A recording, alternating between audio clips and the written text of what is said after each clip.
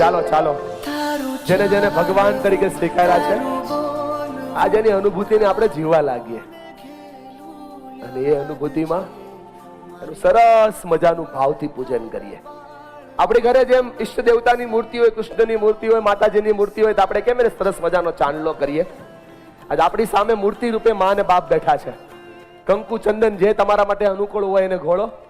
સૌથી પહેલા માતાજીને જેમ ઈશ્વરને ભગવાનને જેમ ચાંદલો કરીએ એમ મા અને બાપને પ્રેમથી ચાંદલો કરો કે હે મેરે માતા પિતા, મેરે ચારો ધામ આપ ही हो. ચાંદલો થઈ ગયા પછી ક્રમશઃ હું જેમ બોલું છું એમ ચાંદલો થઈ ગયા પછી એમના પગને ધોવો, એના માટેનો આભાર ભાવ અહોભાવ પ્રગટ કરો. પછી એમને હાર પહેરાવો અને પછી આ દુનિયાની બધી જ કડવાશ ભૂલી એને પ્રેમથી મીઠું મોઢું કરાવો. આ 4 સ્ટેપ આપણે કરવાના છે.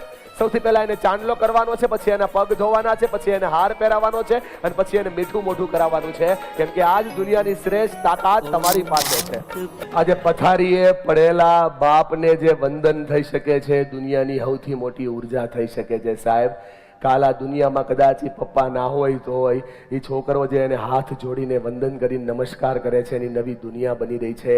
આ બાપનો સાચો પ્રેમ છે અને ઓળખતા શીખી જાઓ. બે હાથ જોડી અને પ્રાર્થના કરો કે હે પરમાત્માના સદા જ અંશ, હે પિતા, તમે મારા પાલનહાર છો, તમે મારા પોષક છો, તમે મને દુનિયાની સૌથી મોટી ઉર્જા એટલે કે આત્મવિશ્વાસ આપ્યો છે અને આજે અમે તમને ભગવાન તરીકે સ્વીકારીએ છીએ. બે હાથ જોડી આપણે બધા જ પોતાના પિતાને પ્રાર્થના કરીએ કે પિતા, તમે ગ્રેટ છો, તમે મહાન છો અને આજે અમે તમને ભગવાન તરીકે સ્વીકારી રહ્યા છીએ. અમારી ઉર્જાઓનો આધાર તમે બનજો, અમે જીવનના સાર તમે બનજો. અમારી ભૂલોને ભૂલનારા, અમારી અંદર રહેલી કુનીતિઓને નીતિમાં લઈ જનારા, કૃતજ્ઞતા ભાવને સાર્થક કરનારા બાપ, તમે સંસ્કારોનો વડલો છો, અમારા માટે સંસ્કૃતિનો આધાર બનજો. અમે તમને બધા જ ભગવાન તરીકે સ્વીકારીએ છીએ. આજ તમે અમારા ગ્રેટ વ્યક્તિ બન્યા છો. પપ્પા, તમે અમારા ભગવાન છો.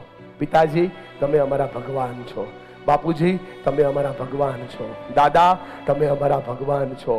આતા કહેતા હોય તો આતા, તમે અમારા ભગવાન છો. બે હાથ જોડી અને પ્રાર્થના કરીએ કે ભૂલોને ભૂલી આજ અમે તને સ્વીકારી રહ્યા છીએ. ઉર્જાઓ અમને આપજો સાહેબ. માને સ્વીકાર્યા માતૃત્વનો આધાર લઈ ભગવાન તરીકે, પિતાને સ્વીકાર્યા પિતૃત્વનો આધાર લઈ ભગવાન તરીકે, તો આપણે આપણા જીવનની એ શ્રેષ્ઠ ઘટનાને માણી રહ્યા છીએ. સાહેબ, મારી વાતને પકડજો. 45 મિનિટની અંદર એમને જિંદગીની એ ખુશી મળી રહી છે કે જેના માટે એ જીવનભર ઝંખી રહ્યા છે. મારા પર ભરોસા ના હોય તો જે આંખોને જોઈને તમે જીવન ગાળવા માટે વ્યથિત હતા ને, જે આંખોએ તમને ખુશ જોવાના સપના જોયા છે ને, એ આંખોની સામે એકવાર ખાલી મીટ માંડો, તમને સમજાઈ જશે કે આજે એમના જીવનની કેટલી ખુશી તમારી સાથે જોડાઈ રહી છે. ભગવાન તરીકે સ્વીકારી લીધા માતા પિતાને, એક્સેપ્ટ કરી લીધા કે તમે જ અમારા માતા છો, તમે જ અમારા પિતા છો, તમે જ અમારા પરમેશ્વર છો, તમે જ અમારા ઈશ્વર છો. તો એનું પૂજન પણ આપણે કરવું જોઈએ. સ્વીકાર ભાવ પછી પૂજન બહુ જરૂરી છે. પણ આ પૂજન કરતા પહેલા હજી દિલની અંદર જો ક્યાંય ખૂણામાં કોઈ ભાવ એવો પડ્યો હોય કે આ તો મનીષ કરાવે છે, આ તો મનીષ બોલે છે, પ્રોગ્રેસ એલાયન્સના વંદનમાં આવ્યા છીએ અને કરીએ છીએ, તો ન કરતા ભાઈ. પેલા આને ખાલી કરજો. એ મન ચંગા તો ઘટ મેં ગંગા.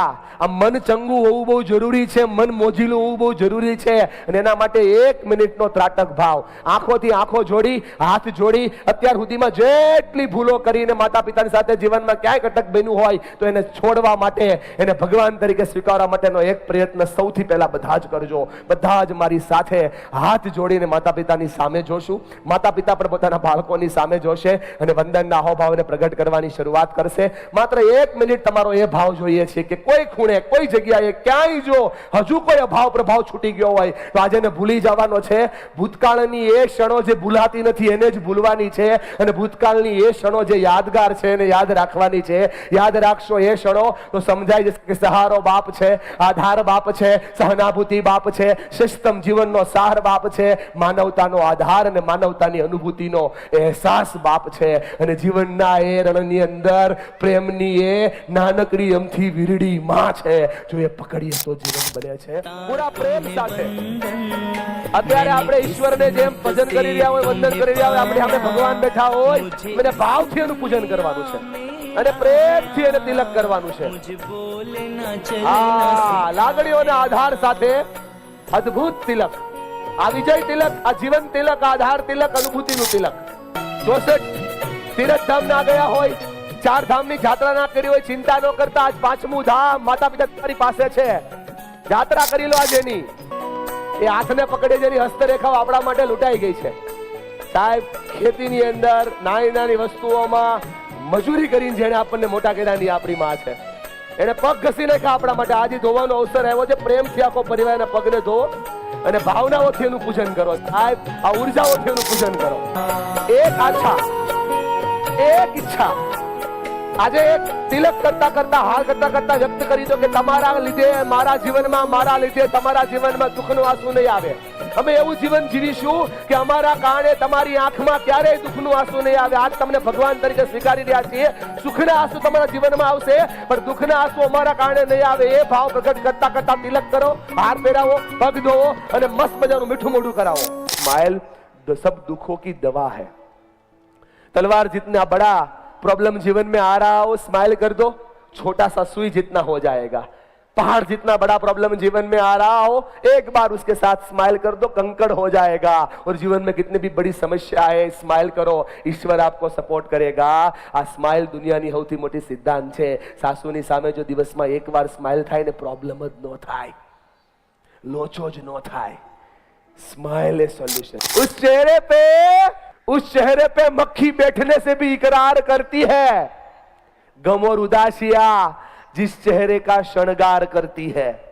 साहब, मर जाए गेला ने मुंजाए गયેલા મોઢા ઉપર માખે નો બેહે.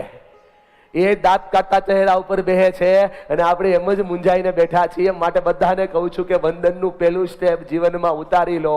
દાંત કાઢો એટલે સોલ્યુશન છે. ગમે એ થાય, દાંત કાઢતા જ રહેવાનું.